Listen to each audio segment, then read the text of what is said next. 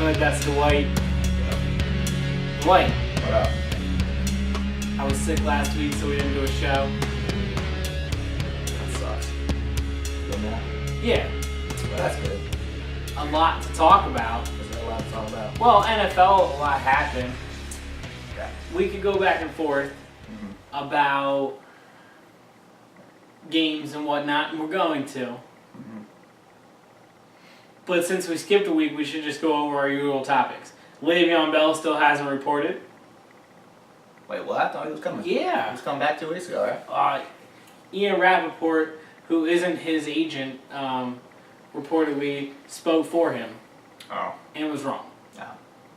I don't know. Everybody's still saying he's still supposed to be showing up, and we're halfway through the point of he's supposed to be here and he's not. And well, we're past that. It was supposed to be week 7. He didn't show up week 7. We are a couple days into week 8. By the time this is up, it'll be at least 4 days into week 8, I would assume. It'll be the start of and if he's not there by then, by the time this podcast is up or video cast, however you watch, listen, if he's not a Steeler in their building by then, he's not going to play this week.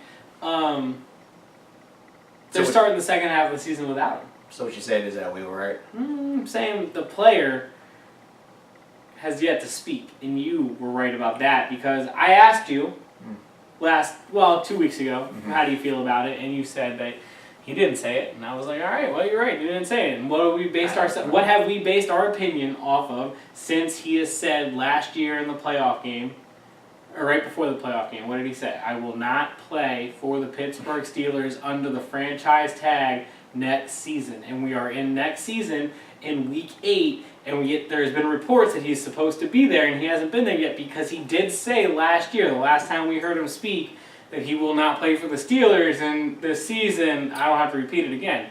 The other thing I wanted to start the show off with, our usual football topics, is only because it was just painfully pointed out to me that the Colin Kaepernick hate is not dead this week. Derek Anderson started a game for the Buffalo Bills. He's still in the league, what? But Colin Kaepernick sucks. He sucks more than any other, backup that's in the league right now. Yeah, got it. So Anyways, moving on to actual football that happened. Denver played Arizona. We'll skip the Thursday night game. That meant nothing. Pretty sure Denver won by 600. If they're not still scoring, they just stopped. Yeah. Shouts to me for picking Arizona. Ooh, really? Yep. Oh, no. Because Denver's so great. I was so confident in picking that, right? So, knock it off. Arizona's just a mess. So is Denver. I think I picked Arizona this week, though. But yeah, you're right there. All right, then. I didn't go out on a limb. I just didn't know what the hell to pick, so I picked Arizona. All right.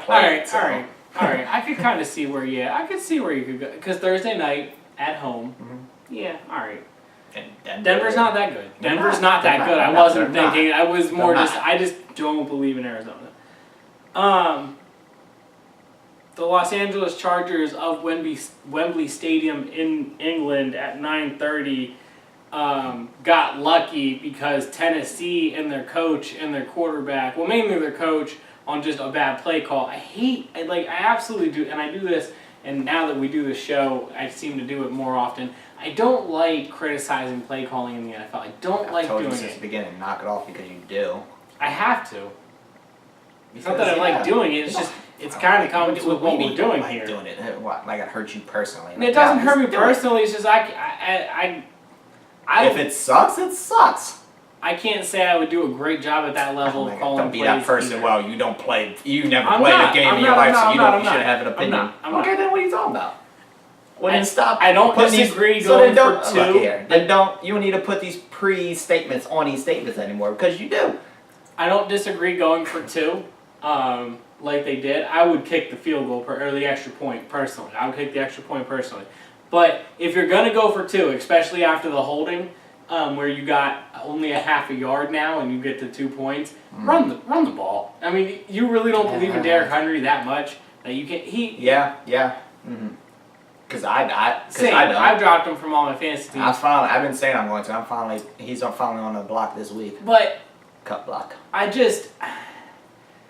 If you don't feel like you can get a half a yard, then don't go for 2. Then kick the extra point. If you don't feel like you can run for a half a yard in that situation and get yourself 2 points to win that football game, you have Marcus Mariota who could dive for 2 yards as well, or a half a yard as well, I mean, for the 2 points. I don't know. They got the half distance to the goal, the defensive penalty in the end zone. They had it. I mean, they had a very good opportunity to go up. So, again, if you're going to go for it, I'm not against going for it. I just don't like the play call. Nobody was open, clearly, and he just had to throw into double coverage, and it didn't work. Stupid. I don't like it either. I didn't watch most of the game. I can tell you I've watched 0 time out of any of these 9 a.m. games. They're out of control with This is that. the first one. Well, I'm saying ever. You're not going to watch next week? No. You know who plays? Yes. So, no. I will never watch any of these 9 a.m. games. I don't have to worry about it because Dallas will never be in that position. So. Well, you don't choose it anymore. Dallas will never be in that position. The sad part about this is now it's where you end up, first, second, third in your division. Those are the teams that go over. It's weird. I don't like it. So it was 2 years ago. The Eagles had an opportunity if they won a football game, right? Mm-hmm. They weren't going to make the playoffs. But if they won the football game, they go to Seattle the next year instead of going to Wembley and playing the Jaguars or whoever. And since they won the game, the Giants had to go over to England. And here we are 2 years later, and now the Eagles had to do it anyways because they finished in first place and they just happened to get the Jaguars on their schedule. It's so stupid. Like how the scheduling works out. The reason, like, they had 2 West Coast teams playing over there last week. Remember, did I talk? Yeah, I went off about that before. Things like, it's just so dumb. I'm never watching 9:30 a.m. football. I'm just not doing it. I mean, I hope for you that the Cowboys don't get into a 9:30 game then, so you don't have to deal with it. I probably still won't even deal with it. They'll probably play the Jaguars or somebody. That's the thing. It'll happen at some point. Well, every team will it's like the Thursday night game. Every team will eventually get one. I won't be watching that. The Eagles' first ever one is this week. We'll talk about it. How excited are you about waking up for that? Not excited. Oh no, you're not excited? I don't care about waking up and watching football all day. I just don't really have to care. I don't like caring about it before noon. I had to care about Notre Dame ones super early. It was 8:30, I think, was kickoff. It was horrible. That's what I'm saying, man. I got drunk because you were literally making it a whole day event then. I drank at 6. Start 9:30. What? I started drinking at 6:30. Oh yeah. 12, 1, between 12 and 1, and then you got the red zone between 1 and 7. Then. And then you're watching football from literally 9:30 a.m. till 7 p.m. and then the 8 o'clock game is right. The 8 o'clock game is horrible this week if I'm not mistaken. Yeah. Isn't it? Yeah. No, the 8 o'clock game this week's good. It's Minnesota. It's New Orleans, Minnesota. It's the Monday night game that's absolutely dreadful. New England's going to win by 600. We'll get into that. Mm-hmm. So let's say I want to watch that, right? That New Orleans, Minnesota football game. I'm watching from 9:30 a.m. then the red zone from 1 to 7, and then from 8:30 to. I don't need that amount of football in my life. Over under, do I do it? Yes or no? Do you? Yeah, because you're crazy and dumb and you don't have a life. Probably going to do it. Dwight has a life. He don't need that type of time. The Eagles play, so I'm going to watch the whole 9:30 game. There's no question. Same thing, bro. What I tell you about the WWE, about how I don't want to watch long stretches of the same thing. Hey, I got a question. Did you watch that stuff that was in Australia? Yeah. Was it good? I only watched certain parts of it. I'm sorry. Triple H win? Yeah, he beat the Undertaker. Oh, no! No! Anyway, since we're on WWE, I'm not even talking about dumbass storylines. We're talking about real life real quick. Shout outs to Roman Reigns. He's got leukemia. He's been battling it for 11 years. That's real life.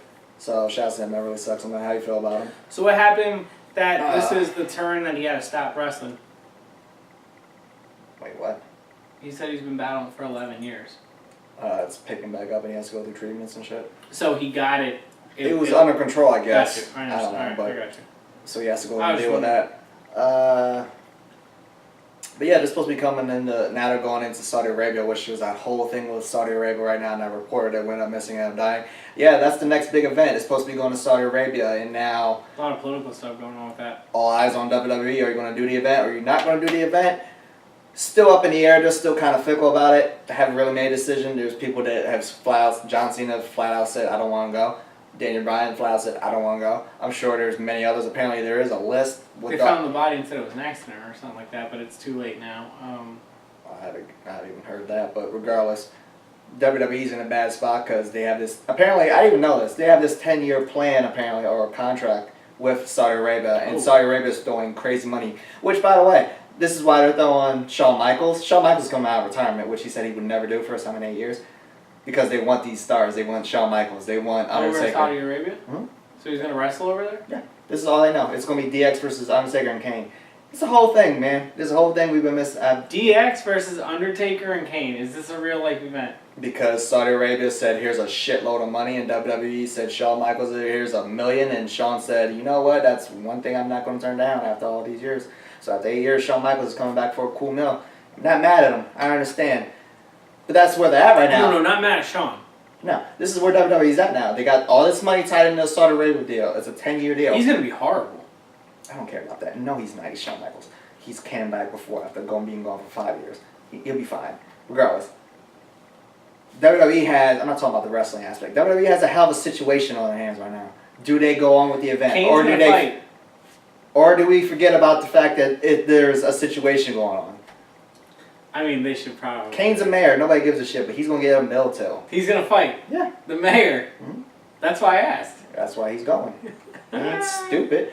He ain't dumb. This is why Undertaker started coming back. My honest opinion is that if they don't feel it's the right thing to do, then they probably shouldn't do it. And if they have a bunch of superstars saying it's probably not the right thing to do, I don't know enough about the situation. I do not know. They need to get some PR people to learn about the situation. People are already mad. People are already mad because they haven't canceled it yet. Ticket sales are still not on sale, by the way. This is happening in less than a month. It's happening. Tickets still aren't on sale because they don't know what they're going to do. Word is they're trying to change the venue, change the country. Problem is, you have this 10-year contract with Saudi Arabia. You're kind of screwed. Yeah, if you're getting money from the country, you can't really move that from. And it's not just a small amount. This is insane money. So when did they announce this event was going to happen? A month ago, before this went down. Okay. Right. Yeah, it just happened last week. More than a week ago. Well, just over a week ago. It wasn't too long ago. Right. So they're stuck in a bad spot. Don't know if it's still going to happen. The event's still advertised. Don't know if it's going to happen there. It's still an advertised event. So they're in a bad spot. Then What are they calling it? Crown Jewel. Just whatever. It's just a glorified house show. When is it, on a Sunday? No, it's on Saturday. It's a glorified or Friday. I don't know. It's a glorified house show. But it's going to be on the network, and now they're in a bad situation. Now you lose Roman Reigns to a real life situation. It's not looking good out here for WWE right now. So that was my WWE tidbit minus storylines. Yeah, don't even know how we got there, but we got there. Action Jack.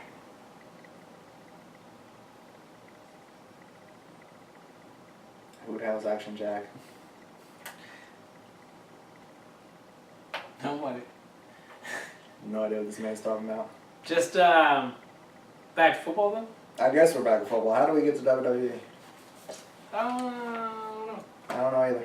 Here we are. JV Sports.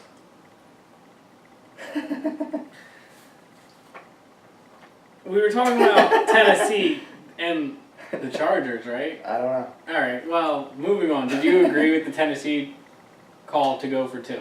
No, but I also didn't care, so. Okay. Cleveland and Tampa. Tampa had that game in control. Cleveland came the whole way back and then still lost in overtime. But they should still be undefeated, right? Anything else to talk about with that? Carolina, Philadelphia. Dwight, who'd you pick in that game? Carolina. I picked Philly. Of course you did. Cam Newton had over 200 yards in the fourth quarter. The Eagles' defense looked like trash in the fourth quarter. The offensive play calling, trying to protect a 3-score lead. You don't talk about the play calling. Wasn't great. You don't talk about the play calling. Carson missed the receiver with about 23 seconds to go. Terrible. Dwight, the Eagles have lost 4 games this year. How many in a row? 1. Just one in a row? Yeah. They beat the Giants 2 weeks ago. That's too much. You beat the Giants, man. That was too much of a clapdown. So the only chance the Eagles have right now of getting to the playoffs is winning the division. But they're behind the Redskins. Eagles are behind the Redskins. Tied with the Cowboys. What's the Cowboys' division record? I don't know. 3-4, 3-3. I don't know what our No, division.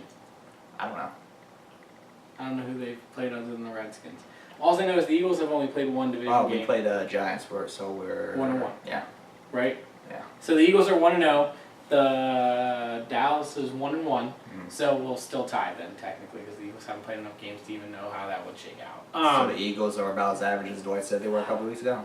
Are we there yet? Are you there yet? Ain't no we. Are you there yet? Is the Super Bowl hangover there yet with Jarrett Hood? Yeah, it might be real. Okay, we on the mic. There's baby steps. Here's what I would like. Before it was, we gotta wait for Carson Wentz. Okay, he's back. Carson's but we still gotta good. wait. He's gotta get better. Carson's looked good. Better. Carson's looked really good. It's the rest of it. They've blown the rest of it's so good. No, they've blown a 14-point lead in the fourth quarter against Tennessee. They blew a 17-point lead this week against Carolina. We got baby steps out of you. I'm proud of you. And what really sucks with this entire thing with the Eagles is they have lost Where's the violin play? They have lost by a combined 15 points. 15 points, all 4 games. The largest one was by 6. That was the one with Nick Foles where they lost in Tampa. But they could have won all those games, and that's the most frustrating thing. Look, two of those games they got dominated throughout, most of them thoroughly. But 2 of those games they dominated the game thoroughly. And the difference between last year's Eagles and this year's Eagles is last year's Eagles put those games away. They won those games by 14, 17, 21. They didn't lose when they were up by 14 or 17.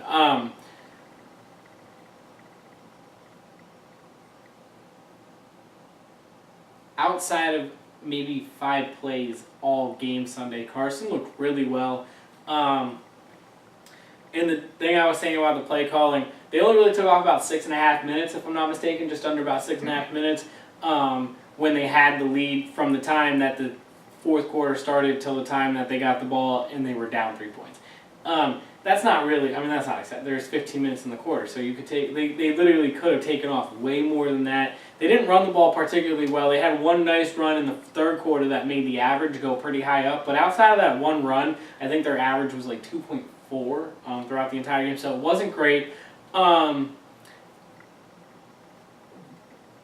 don't know how you correct that in the middle of the season if the offensive line hasn't been super awesome protecting Carson, and then they got better this week, but they didn't run block as well as they have all year. They got to find that balance clearly, but the bigger thing is defense can't let up those big leads. It's unacceptable for the offense to put them in the position they did, but at the same time, you have those leads. One play in either of those games defensively wins you the game. More or less, I hear you, Cleveland. You shouldn't even be there because you were up 17 this week. You were up 14 before. So it shouldn't even come down to one play. You shouldn't be in the position that they were in. I hear you, Cleveland. It's a shame, but is what is. I think the Eagles are a little closer than Cleveland to winning games, yes. Nope. But 9 games left to go. So where do they finish?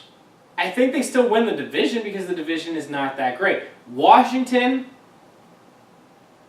I still don't know about them, man. Some days don't act like you know about Philly either. No, I don't. Hey, look, they did talk about not finishing football games.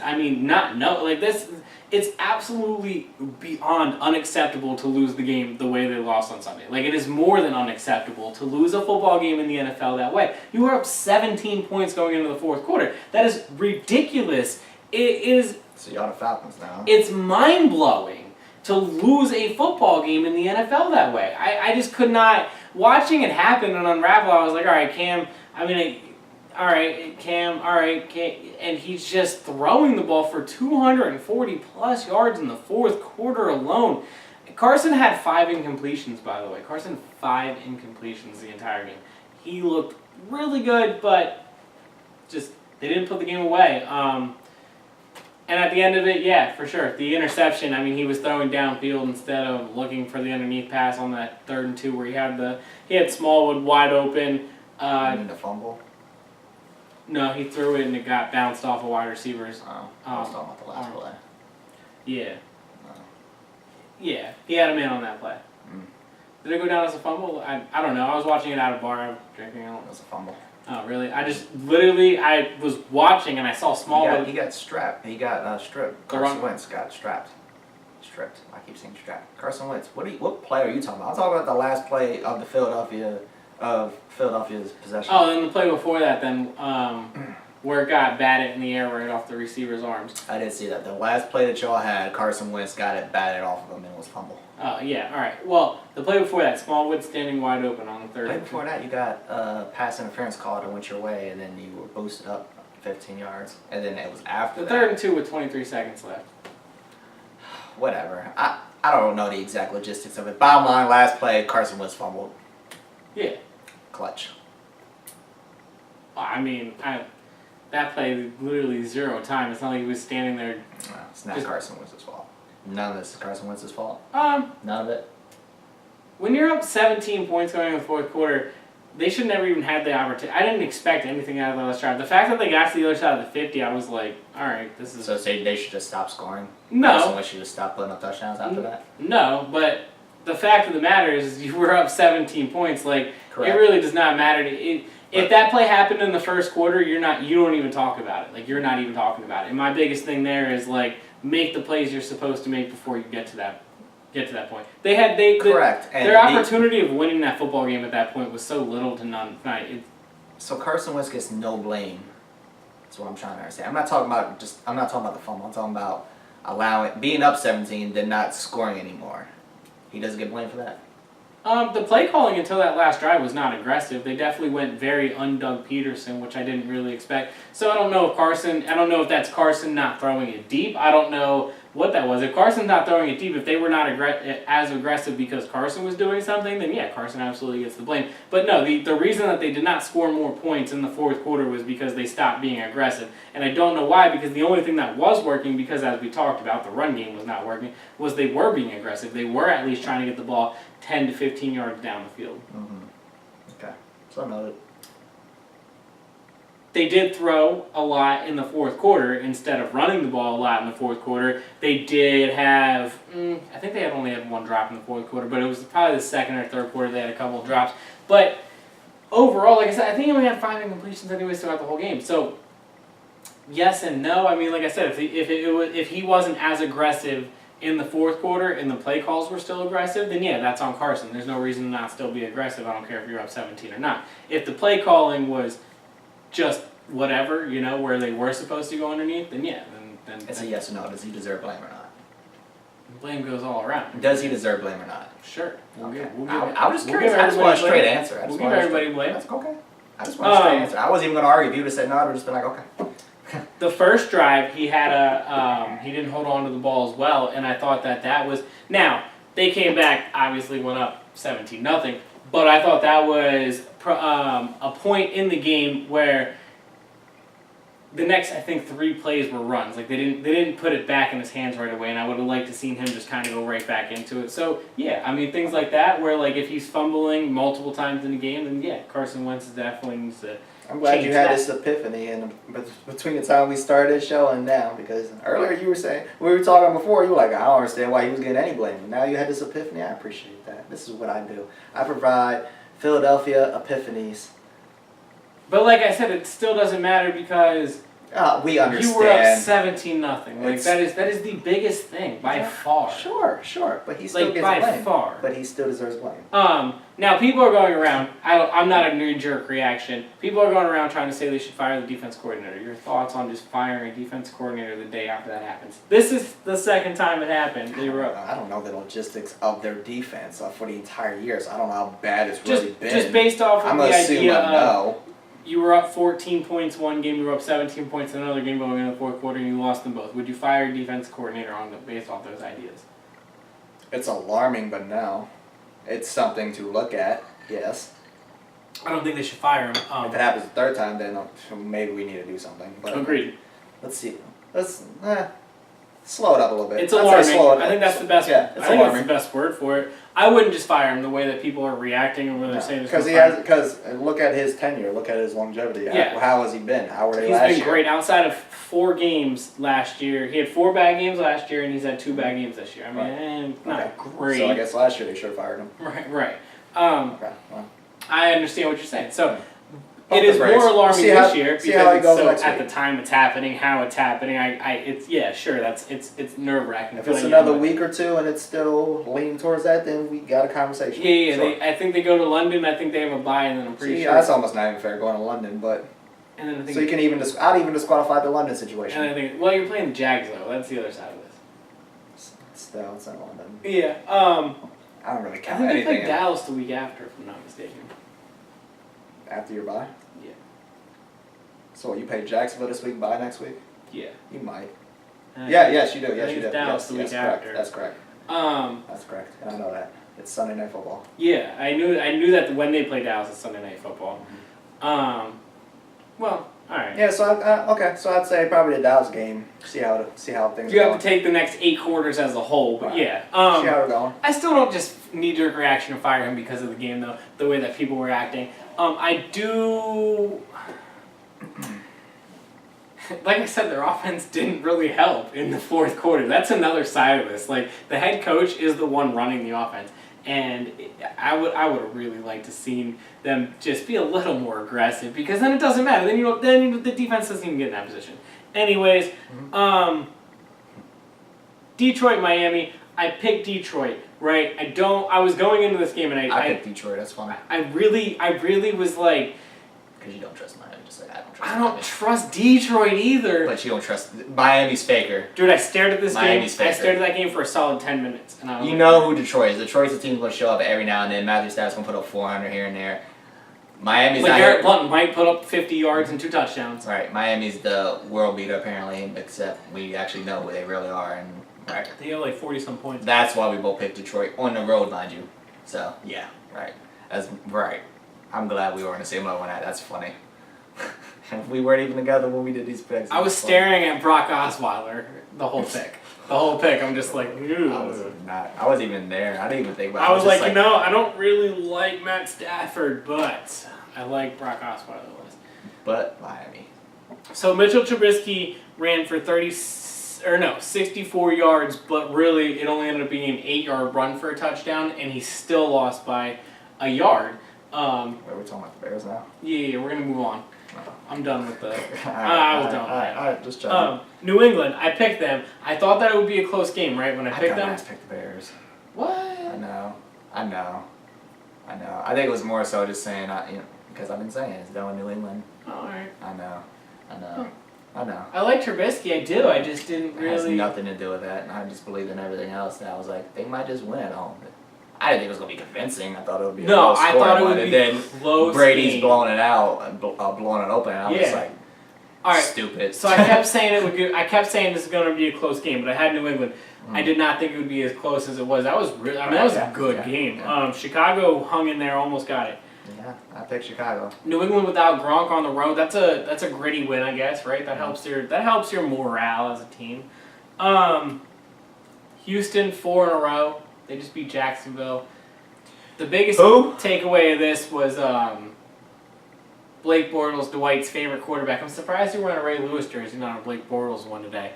Yeah, because we all know who the Hall of Famer is. Cody Kessler got to play. Who? Yeah, well, that's about as well as he did. He was so memorable. Didn't he lose at Dallas 2 weeks ago? Oh, Blake Bortles? Mm-hmm. Yeah. 40-0. So then this week, you bench your starting quarterback that you just gave all this money to. That we said in the offseason, and I've been a true adamant of, why the hell did you pay this bum? So now you bench this bum that you paid all this money to, that even his teammates have never bought into. For some reason, like I said, I'm going to say it again, for some reason, only this nut-ass organization has believed in this man, or the coach, which apparently the coach is now even like, fuck it. So now we have the understanding that now even the coach is just like, I'm done. How y'all feeling, Jacksonville? How you feel? Paying him and all that clearly mistake.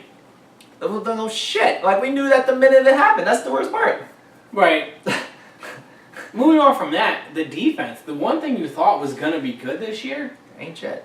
40-0 last week against, don't take this the wrong way, a mediocre, for the most part, this season offense in Dallas. It is mediocre. For the most part, other than that 40-0 game, they have not had anything that looks remotely like that. Now, I will say they play very well in Dallas. They have drives that look a lot better in Dallas than they do outside of Dallas. I can't really explain that much at the moment.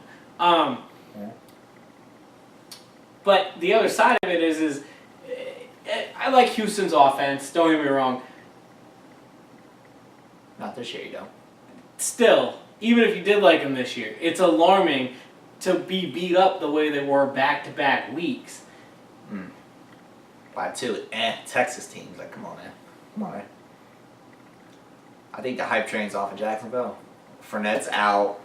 Bortles is trash. The defense is taking a couple steps back. As good as Fournette is, he lost 40-0 in Dallas. I mean, that's not one player. No. And he has nothing to do with defense. Defense is the one thing you thought you could rely on this season, and here you are just getting smacked around. I mean, defensively, you're not stopping anything. And luckily for them, the Eagles' offense has not scored all that well. I mean, they've moved the ball well. They just haven't put it in the end zone well over the last 3 or 4 weeks. So they run into a team that's struggling in their own right offensively. So I guess we'll see how that works out. You know, someone's got to win out there. But, I mean... Man, good thing they got Carlos Hyde, huh? Oh. Carlos Hyde. Woo! Jamal Charles and Carlos Hyde. I don't even know where to begin on that other than, fuck you, Cleveland, you messed up my fantasy team. I like Nicholas Chubb. Yeah, he showed up for 5 seconds. Shouts to Cleveland though for making a dumbass decision. Shout out to Jacksonville for thinking they needed to make that decision. What did they get in return? Huh? What did they get in return, Cleveland? Oh, Christ. 5th rounder. 5th rounder. Not worth it. For Carlos Hyde. Not worth it. Yeah. That's why I was mad about it. And I remember that because I remember snapping out about it. You ruined my fantasy team for a 5th rounder because I had just lost Devontae Freeman to the IR. And now you tell me Carlos Hyde, and plus I gave up on Derrick Henry. I was just like, are you kidding me? I don't think a 5th rounder is worth Carlos Hyde. And he was doing solid in Cleveland, actually. He was doing solid. Yeah, I know. Solid in Cleveland. Why did you want a 5th rounder for that? I think they could have got at least a 3rd for it, maybe. But even that, I was like, really, Cleveland? That's what you're doing? And Jacksonville, that's the answer right now. Not the quarterback. It's you know what the problem is with Blake Bortles. You know what the problem is with our defense. Leonard Fournette out there. Jamal Charles. Yeah, that's the other guy they got. Him. That's the issue. Wasn't there T.J. Yeldon? Him too. Yeah. So now they got like what, 4 running backs now? That's the problem. They don't have a solid running back because Fournette's out. Never mind, they got like 3 other guys, plus now they got a 4th one. Cool. The other side of it, Houston is on a 4-game winning streak. Anybody really believe in that? Because I don't. Who else is in their division? Indianapolis, and then who's the 4th team? Indianapolis, Jacksonville, Houston. Who is the 4th team in the AFC South? Is it Tennessee? Yeah. Mm-hmm. Yep. Do you believe Tennessee, Houston, Indianapolis? They all suck now. I'm going Houston out of all of them. Of course you are, because you love Deshaun Watson for some reason. 4 in a row? Okay, so what was he before that? We were talking about, man, they really fell off. Now all of a sudden I'm supposed to buy into it? No, this is going to be another 500 team, 500 division. With somebody squeezing out, just like the NFC East. Speaking of Indy, they beat Buffalo. They destroyed Buffalo. Buffalo's so good, right? Remember? Derek Anderson.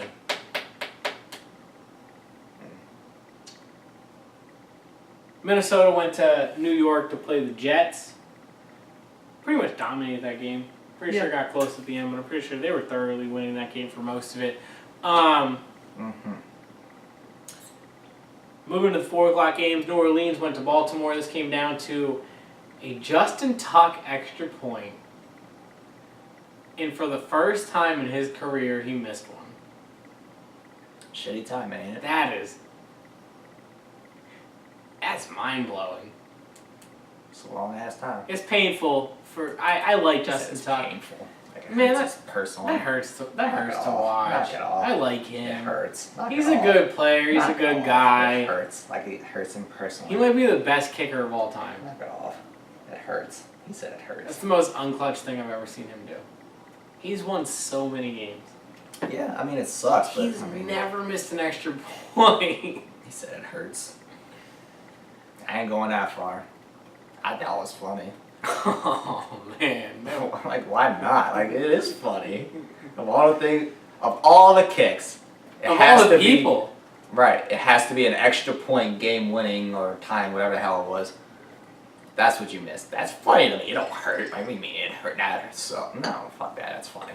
I'm sure he thinks it's funny. Talk about the NFL liking that rule. Yeah. 2 years later, they probably love it. Yep. Dallas and Washington. Do you want to talk extensively about it? No. Nope. Nope. Horrible offsides call. As in horrible that we did it, not horrible that they called it. Horrible. Screwed over the kick. Would have tied the game. Probably wouldn't have won it. But it's what it was. None of our receivers are getting open. I'm glad we got Amari Cooper to solve everything because he's so great. For a first round draft pick, by the way. Too much. First round draft pick, you know. You wouldn't get a second round up for Earl Thomas. Right. But we gave it up for Get a first rounder up for an overrated, overhyped, 3 years removed, 3 or 4 years removed from college wide receiver. I don't understand. I like Amari, I just don't like it for a first round. Like him, why? Like, there's nothing to like. He's a good player. I think he's better than anything the Cowboys have at wide receiver. He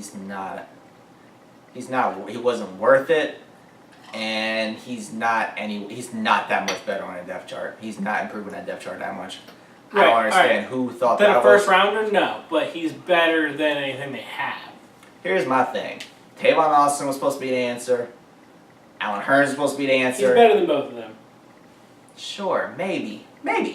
Athletically, maybe.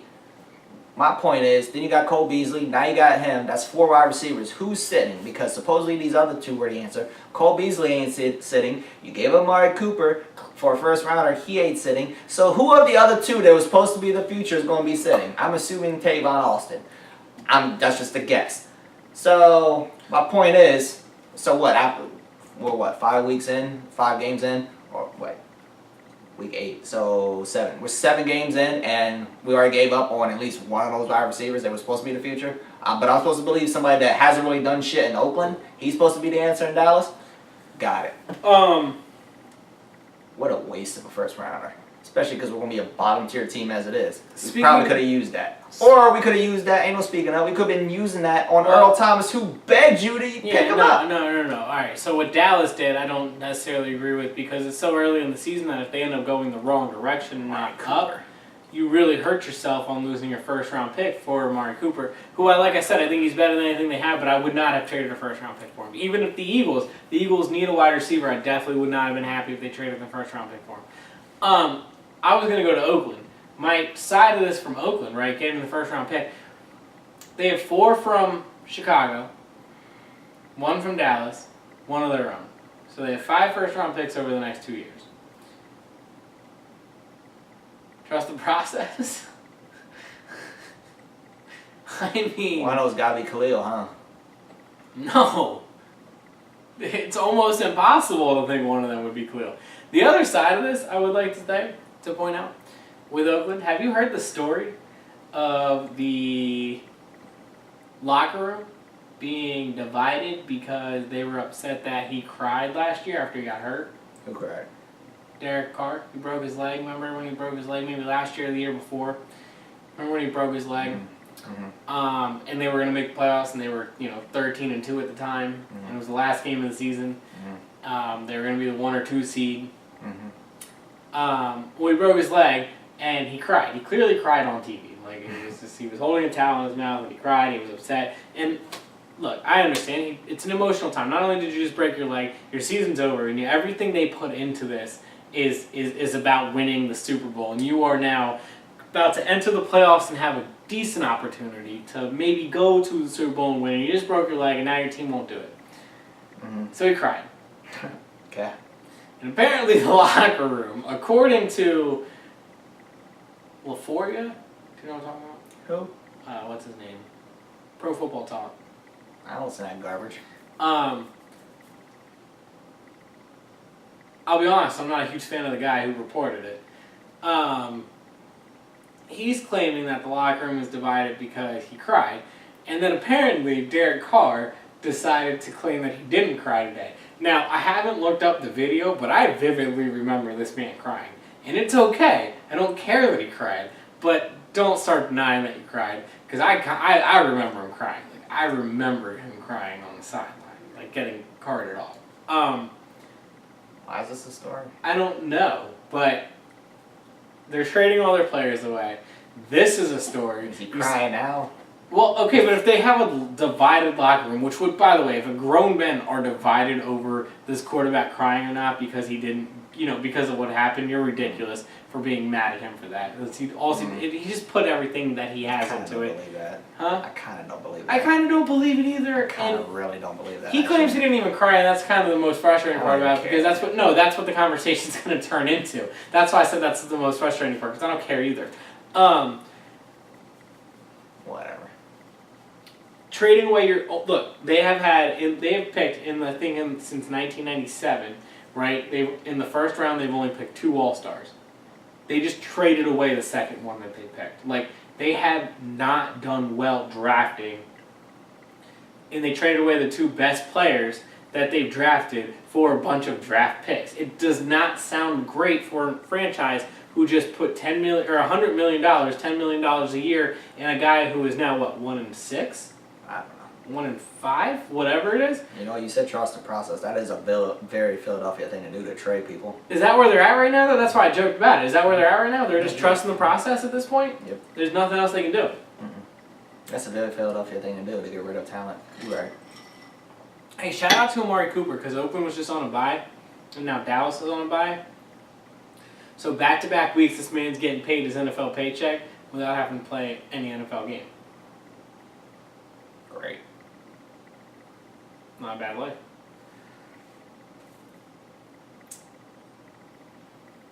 The Rams beat San Francisco by 29. Do you want to talk about that? Nope. Okay. Actually, can we real fast just point out one thing? Todd Gurley's a monster, and he should win the MVP. And the fact that, look, him and Mahomes should be the number 1, number 2 players. And I don't disagree that Drew Brees should be involved in the conversation. But the absolute fact that him and Mahomes weren't number 1 and number 2 going into this week by Vegas odds, and that they had Drew Brees as the number 1 player on the MVP odds, it irked me to no end. That is so stupid. Mahomes and I think Gurley should win the MVP, if we're being honest, at the moment. But Mahomes could win it too. That's fine. Like, he's had a ridiculous year as a quarterback. Whatever. And I'm not against Drew Brees being in the conversation. He just hasn't done what those two players have done. Moving on. 3 straight games of up 200 yards for Gurley. 3. That's incredible. It's disgusting. Cincinnati had an opportunity on Sunday Night Football, speaking of Patrick Mahomes, to beat Kansas City, to say we're an elite team in the AFC. The Red Rifles here. It was just a fluke against the Steelers, who, by the way, Andy Dalton's 3-17 against in his career. You want to talk about primetime players? Like, They ain't in the conversation. We talk about clutch. We talk about, hey, you remember, all we did was dog Cincy, right? Oh shit, Cincy's this, Cincy's that. And then they came out this year and they were, 5-1? 4-1, whatever it was. Mm-hmm. Then they lost to the Steelers on the last play. Andy Dalton, 0-7 on Sunday Night Football in his career. 0-7 on Sunday. Yo, this man in prime time has been outscored by 150 plus points. If I'm not mistaken, that's what the stat was. Hey, by the way, Miami has a Thursday night game, and in those 3 Thursday night games that Adam Gates had coached them, because like it's been mandatory the last 3 years for every team to have a Thursday night game. In the 3 Thursday night games that they played, they've been outscored 114-17. So let's look for the Dolphins to have a great Thursday night game. We'll talk about that. But like that's the kind of stats that like show the difference between like come on man. Terrible. Did Marvin Lewis show up on Sunday night knowing that they were gonna get beat by 35? They lost 45-10. By the way, they scored 10 points against a defense who let up 35 in every other game they played this season other than for this one. They've let up 35 points in every single football game they played except for this one Sunday night. They let up 10. Did Marvin Lewis show up to the Arrowhead Stadium just saying, you know what, why do I even have a game plan? I know we're going to lose. He knew it. But hey, he gets paid to be terrible too, so hey. It was 21-7 and I decided to turn the game off. I can't believe you had it on that long. Because I realized right then and there that all 3 possessions that the Chiefs had the ball, they went 80 plus yards in less than 5 plays. So I realized really quickly that Cincinnati had no idea how to stop them. And when I woke up the next day and saw it was 49-10, I realized that Cincinnati was still trying to figure out how to stop them. Just never got there. You know? That's one of those we'll get them next week, Coach. We'll watch the tape and we'll learn from this. Type. Did anyone have to do post-game interviews afterwards? Like, did everyone just like get to go right to the locker room, shower, and go home? Like, there was no real there was nothing to talk about, right? Like, everybody who went to the game knew what was gonna happen. It happened, and all right, hey, good night. I'm just gonna write my little. All right, hey. Yeah, peace out. You could literally write in what Patrick Mahomes was gonna say, what Andrew Reid was gonna say. Like, you could write whatever. Like, it doesn't matter. You could have shown up to that game with all the quotes written down before the game started, so you didn't have to go to the post-game press conference yourself. I'm surprised NBC aired it. Like, NBC showed up, like, yo, isn't there basketball on or something? Like, why do we keep doing this? Why do we keep doing this to ourselves? Now, here's a guy. Here's a guy that like show up on Sunday Night Football. Yeah. Al Michaels is like, yo, you guys do realize I announced the Miracle on Ice, right? Like, here's a guy. Yep. That's why. Because Anthony played for Cincy. I got it. Anthony did play for Cincy. Yeah. Collinsworth was a Bengal. Speaking of great Monday night games. Yeah. The New York Giants played the 2-5 Atlanta Falcons, and I fell asleep. Kind of made a game out of it. I woke up, it was 20-10, and the Falcons were winning. And I was like, all right, cool. Sounds about right. Doesn't look like the Giants can move the football. Was a convincing number. I woke up, it was 23-20. The Giants won. The Falcons won. I'm going to need you to get your facts straight. Falcons won, right? I thought the Giants won. Nope. Falcons won. Same score. We're going on day thing with the Giants won. Oh, the Falcons did win. That makes me feel so much better. Oh my gosh, that makes me feel so much better. Alright, cool. So actually I won. I was 12-3. Oh snap.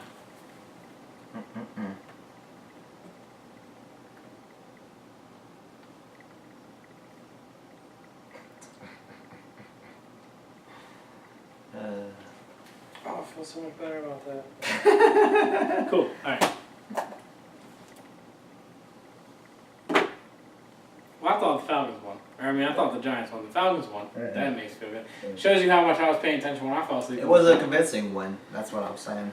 Well, it was at home against the Giants, and you only won by 3, and the Eagles, who can't seemed to hold a 2-score lead, beat the Giants by like 4 scores. That so tells you how bad if that helps you, and that was in New Jersey. I apologize. My bad.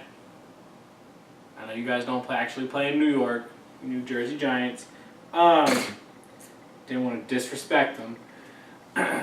That's Atlanta at home, and yeah. Atlanta at home's usually good. Hey, I'm really convinced that Matt Ryan doesn't want Julio Jones to score touchdowns.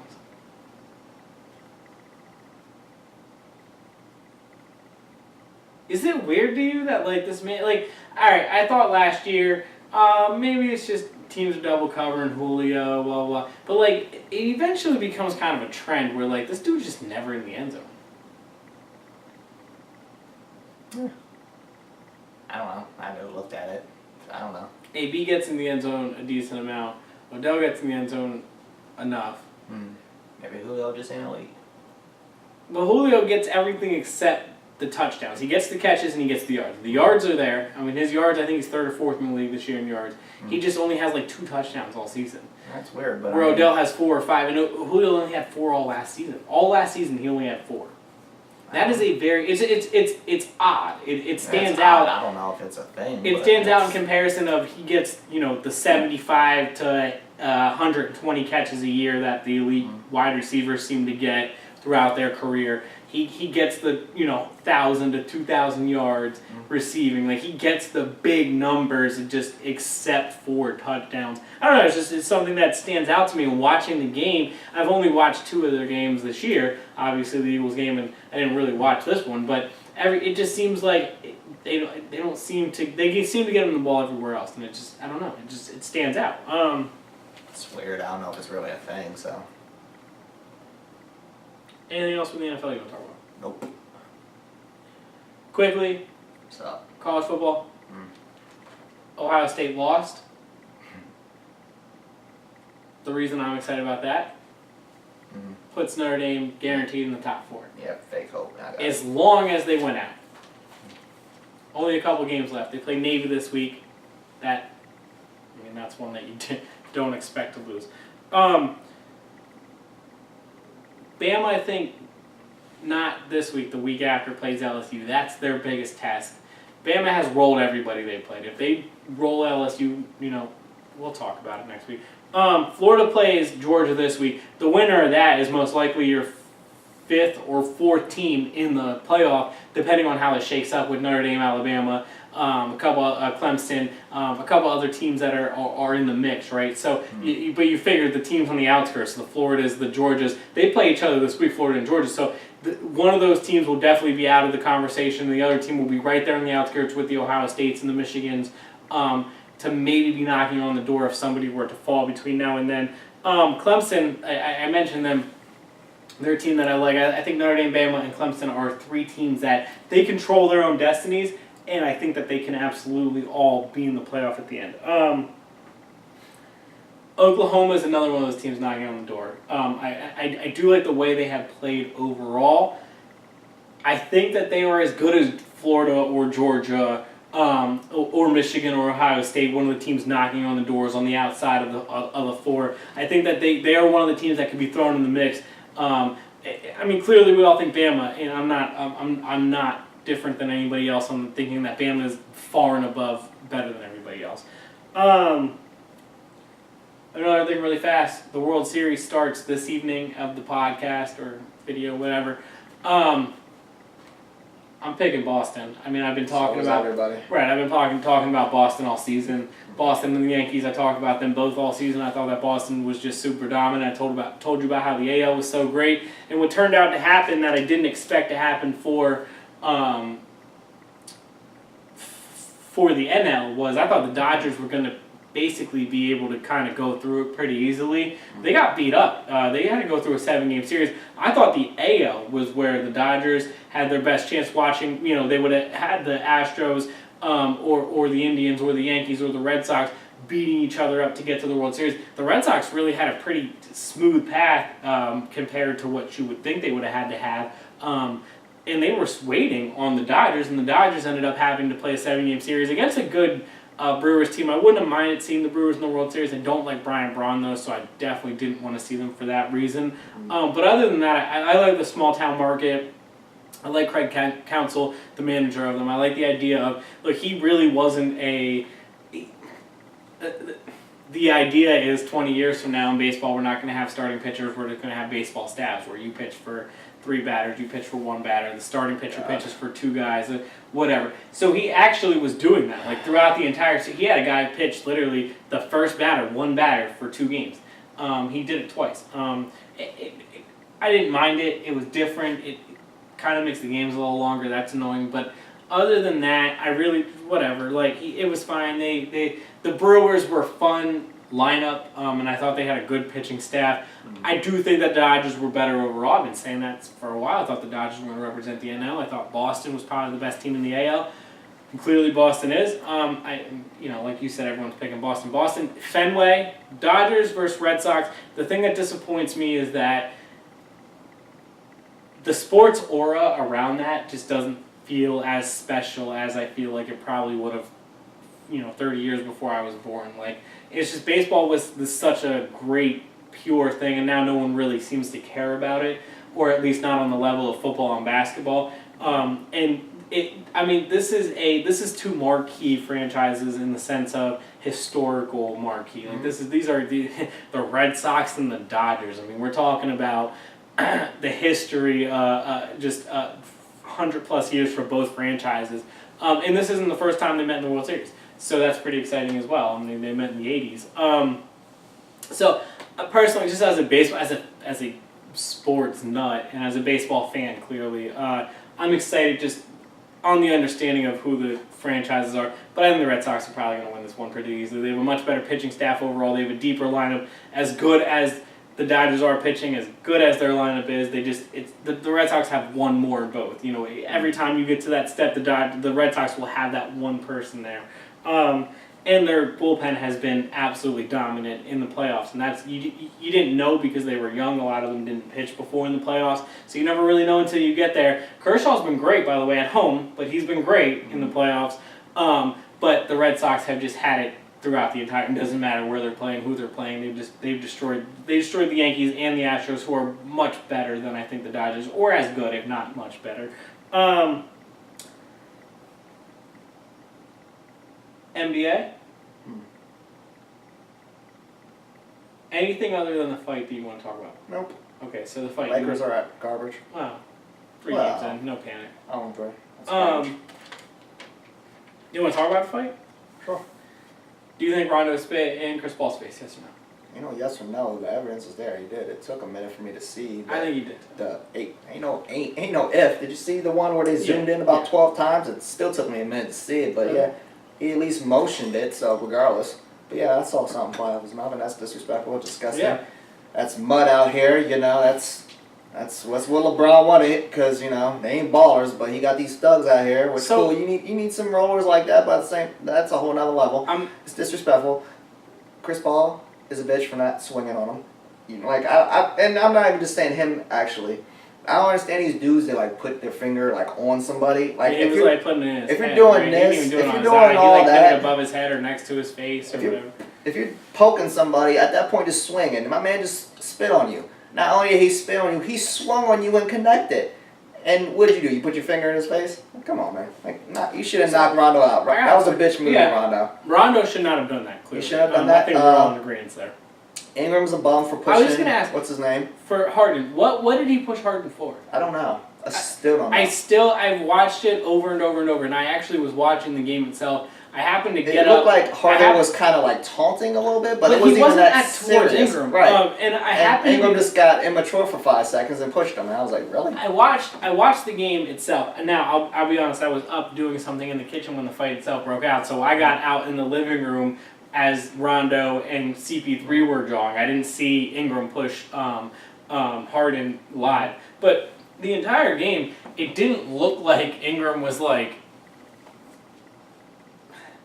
he was kind of putting his elbow. He didn't. I don't know. He didn't look engaged in playing basketball. And then I came out and I saw he was pushing guys, and I was like, all right, this is a little weird. But I still don't know what Harden did to make Ingram, because like I'm with I didn't. It doesn't look like he's doing it towards potentially taunting, and he's just immature and he reacted. Yeah, I don't know, maybe, and that's a very good possibility. That's all I got out of it.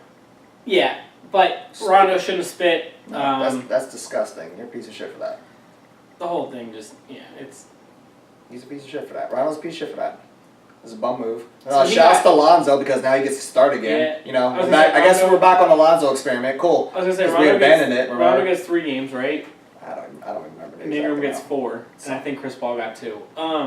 Yeah, that's whatever. Rondo's a bum for that. Point blank period. There's no defending that. It's absolutely disgusting. That's what that is. Yeah, no, we're on the same It's page. disgusting. It's disrespectful, and Chris Paul's a bum for not knocking him out. He should have knocked him out. Yeah. Period. So Dwight. Instead, you got spat on and then you got punched in the eye. I was like, really, CB3?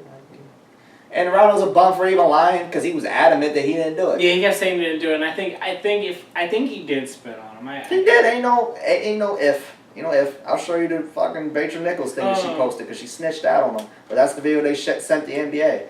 And they ultra zoom in. You can see it. You got to really pay attention, but you can see something flying. And he clearly, he made the motion. So ain't no if. He did it. And he's a bitch for that. That's disgusting. Anything else? That's grounds for a beat down. I wish CP3 would have beat his ass down. Anything else you want to talk about other than picking next week?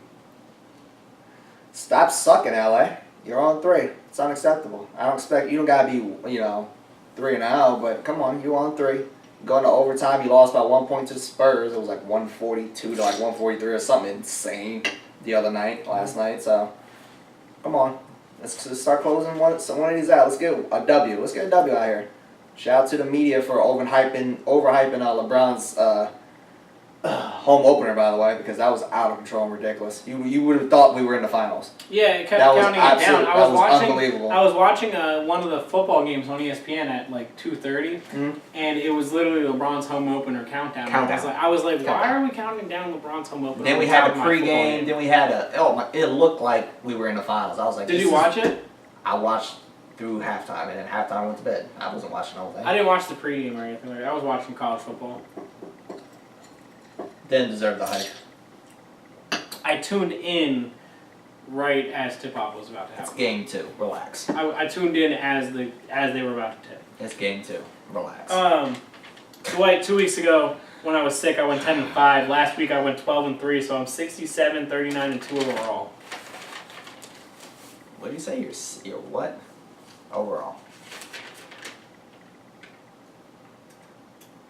67, 39-2. That's amazing because I'm counting 51, 40 and 2, so one of our numbers is way off. I ain't trying to figure it out right now, so that's way off. Finally. All right, Dwight. This week. Yeah. Miami, Houston, Thursday night game. I'm taking Houston. Miami just hasn't played well. I think Brock Osweiler starting this week as well. Houston's played well 4 games in a row. I believe in this Miami hype train, Houston, and they've been proven out the past couple weeks. So Houston. The 9 o'clock game Sunday morning. Philadelphia taking on Jacksonville. I really want to pick Jacksonville. Yeah, I'm taking Philly because Jacksonville has just been a mess, but man, Philly's got to figure it out. Philly's bad, but Jacksonville's abysmal at this point. I picked Jacksonville. I picked Philly, but I want to pick Jacksonville. Need a big win going into the bye. I'd like to see Eagles turn around. I would think they could figure this one out. By the way, before we move on, Jacksonville, the rumors are that Jacksonville's owner is flirting with moving them to London. I saw that. Here's my issue. How? Let's just say they played an 8 o'clock game against the Jets.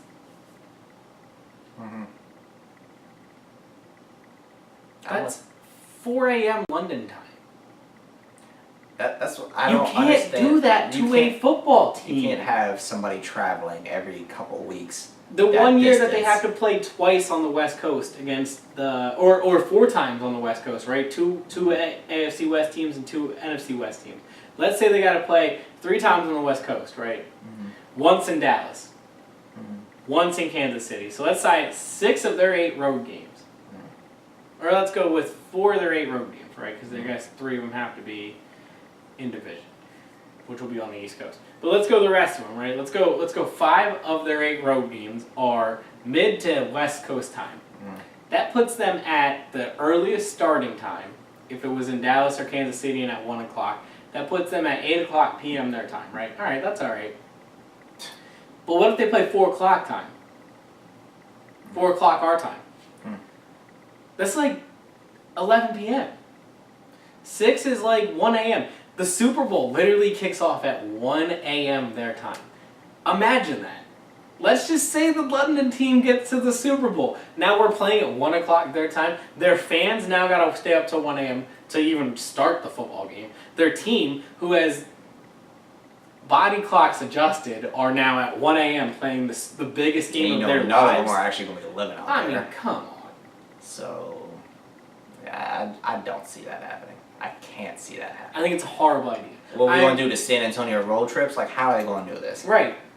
How are they going to do this? Like, San Antonio Spur road trips is what I'm saying. How are we going to do that? I don't see that happening. I saw he wants to do that. How? I don't see that happening. I am more okay with the London games than you are. I don't think you're really a fan of the games in London. No. I'm okay with the freaking league. I am okay with the NFL playing games over in London. That does not bother me. Putting a full NFL franchise over there, and like I said, just getting to look. Let's just say they play the 7 p.m. AFC Championship game, right? And it is Jacksonville. That would be 2 a.m. And then the Super Bowl is 1 a.m. I mean, come on.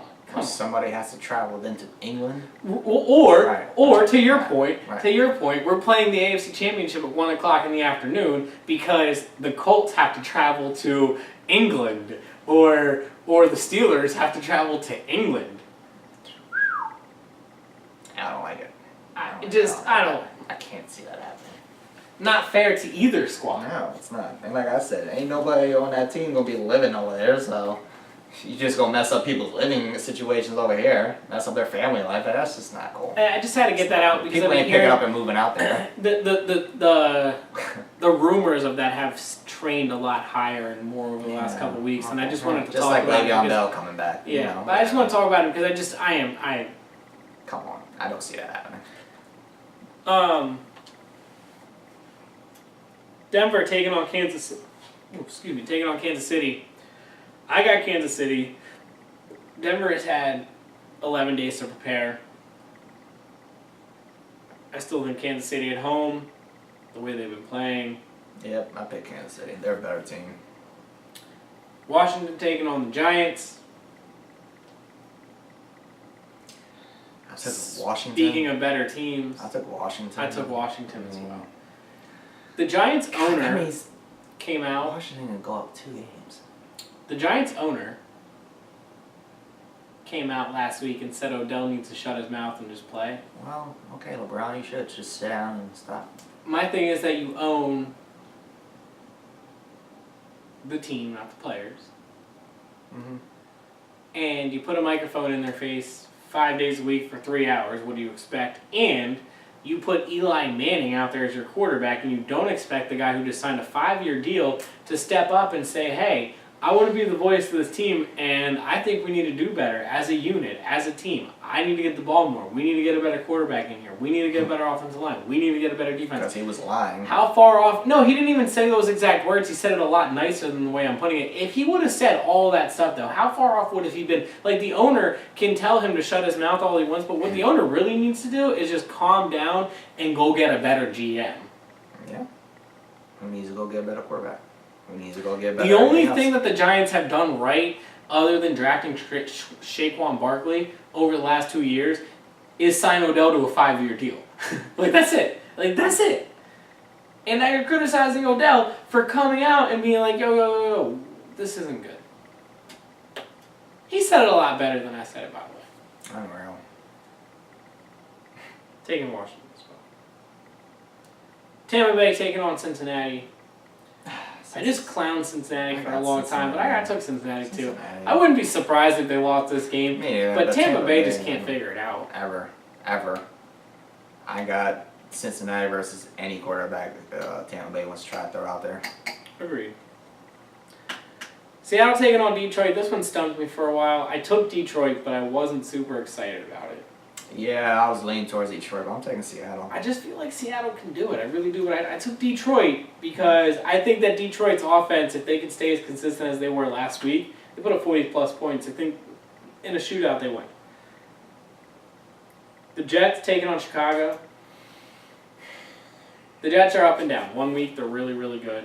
1 week they're really, really bad. 1 week they're really, really good. 1 week they're really, really bad. Mm. Chicago is really, really good, but can't stop anybody sometimes. Mm. I took Chicago because it's in Chicago. Sam Darnold also hasn't played often in cold weather, and it's getting colder. Mm. He's a California kid, played at USC. Looked like he struggled a little bit, but I do think Minnesota's defense is okay. Minnesota's defense? That's who they played last week. That's why I said they struggled. I took Chicago, though. I took Chicago. I think the defense is going to step up at home and do enough to just get the victory. It's going to be an ugly-ass game. It's going to be a low-scoring, ugly game, but I could see their defense putting up some points. Baltimore taking on Carolina. I had a hard time with this one. Went back and forth. Of course you did. These are your two golden child outside of your third one. I took Carolina. I took Baltimore. They've been so good on the road. Did you have an epiphany against Cam Newton? No. You sure? Yeah. You've already had one epiphany. No. Is that enough for the year? Cam was unbelievable last week. No, Cam. You see how excited he got? Unbelievable. If you want to break down Cam's season this year. I don't give a damn about the season. Dude, he has been incredible in the pocket. Incredible in the pocket. You made me sick with your statements. He's having the best throwing year of his career. Beautiful. Unbelievable. He's unreal. Relax. He's doing it right now, man. He gets excited. I'm leaving at that statement. I took Carolina. New Orleans and Carolina are like the two in that division right now that are just going to really slug it out. Like I said, I'm just going to leave it where I left it. I took Carolina. Cleveland taking on Pittsburgh. I think it could be a close game. But I think James Conner and Pittsburgh get it done. Yeah, I did write that game. I was going to say, I don't think I wrote it, but I'm definitely taking Pittsburgh, so, yeah. The Matt Castle is an inside joke because we decided that James Conner is Matt Castle because New England thought that they didn't need Brady either when he got hurt and couldn't play for a season. So we decided to call James Conner Matt Castle now.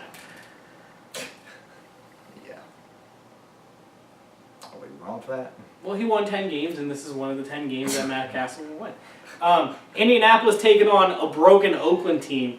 I think Oakland loses because, well, I don't know who they throw to, and you have to be able to pressure Andrew Luck to get pressure on Andrew Luck. So I got Indianapolis. I got Oakland. They weren't throwing to anybody special before, and they're not going to throw to anybody special now, but I still got Oakland. The Packers taking on the Rams. Don't even. The Rams about to be undefeated? Is that too early? No. They've beaten every team by double digits. Convincingly. They've not played a tough schedule. I will acknowledge that we need to acknowledge everyone.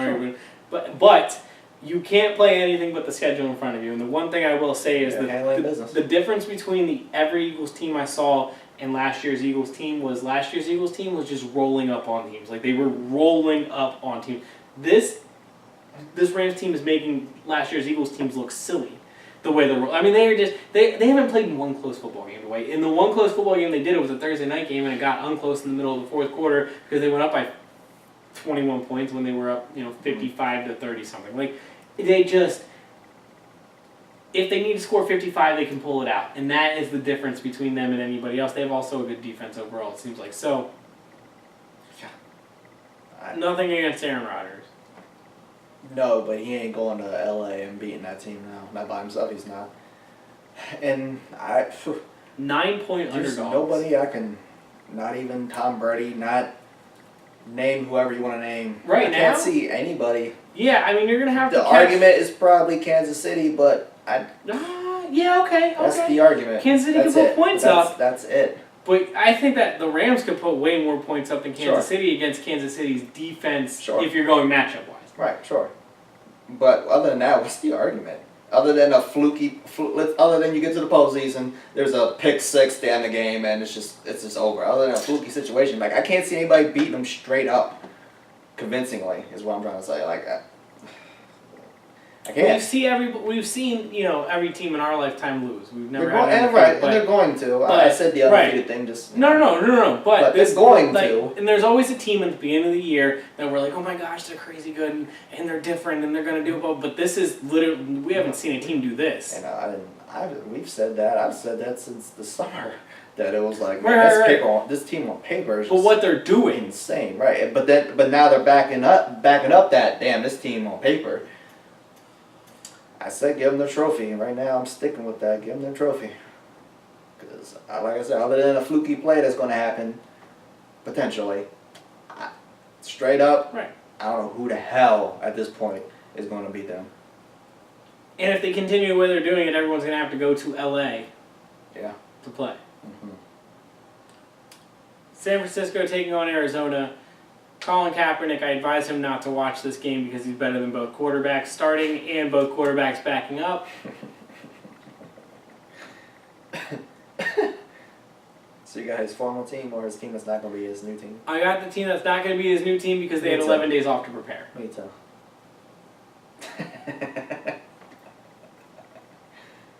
New Orleans taking on Minnesota. I do advise him to watch this game if he wants to watch some decent football. This was tough for me. This was tough for me too. I took New Orleans because I feel like they got their mojo.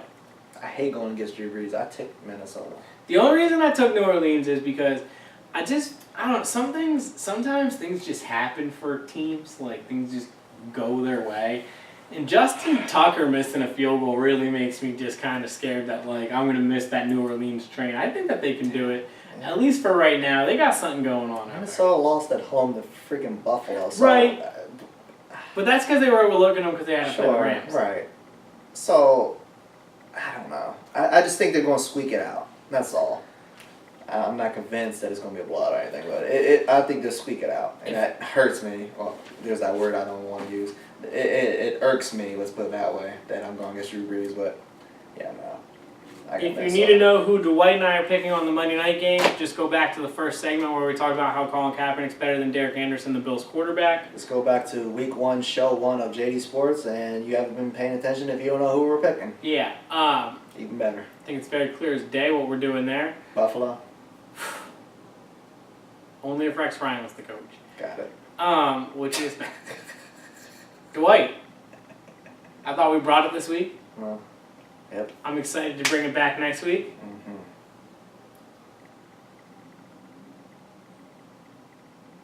We done? Yeah, I mean, we have the World Series to cover next week. Flyers are going to flyer. So one day they're good, This one day they're awkward bad. silence. While I was looking to you, I was trying to think if there was any sports like between now and next week, like outside of our usual NFL. I mean, Here's the first ever WWE Women's pay-per-view this weekend. are you going to watch it? I don't know. I'm up in the air about it. Okay. I mean, they're good wrestlers, so. They're bringing back a lot of former women wrestlers. Trish? Yeah, she's going to be there. Good for Lita's her. going to be there. Figured. Just about it. Well, Mm. just about everybody is going to be there.